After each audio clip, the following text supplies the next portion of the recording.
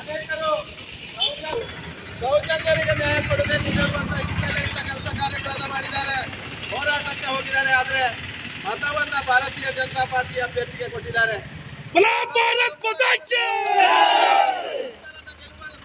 ಹೇಳಿದ್ರೆ ಅದು ಇದು ಇವತ್ತು ನರೇಂದ್ರ ಮೋದಿ ಅವರ ಸಾಧನೆ ಅಂತ ಹೇಳುವಂಥದ್ದನ್ನು ನಾವು ನೋಡಿಕೊಳ್ಬೇಕಾಗಿದೆ.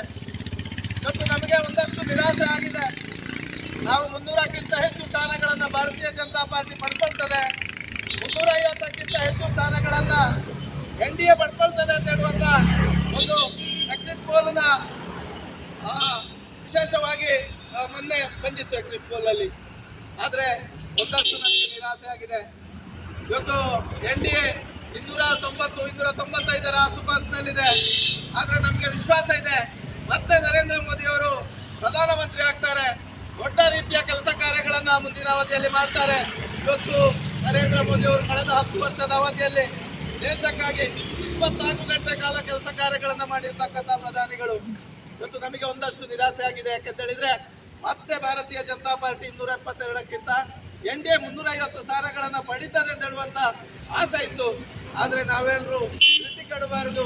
ನಾವೆಲ್ಲರೂ ಹೇಗೆ ಹಿಂದೆ ನರೇಂದ್ರ ಮೋದಿ ಅವರಿಗೆ ಅವರ ಪರವಾಗಿ ನಿಂತಿದ್ದೇವೆ, ಅವರ ಹಿಂದೆ ನಾವು ಕೆಲಸ ಕಾರ್ಯಗಳನ್ನು ಮಾಡಿದ್ದೇವೆ, ಮುಂದೆ ಇನ್ನಷ್ಟು ಕೆಲಸ ಕಾರ್ಯಗಳನ್ನು ಮಾಡುವುದರ ಮುಖಾಂತರ ಇವತ್ತು ಸುಳ್ಯದ ಮತ ಎಷ್ಟು ನಮಗೆ ಗೊತ್ತಿಲ್ಲ. ಸ್ವಲ್ಪ ವಿಚಾರ ಮಾಡುವ ಅಂತ ಹೇಳುವಂಥದಕ್ಕೆ ನಾನು ಸ್ವಲ್ಪ ಲೇಟಾಗಿ ಬಂದೆ.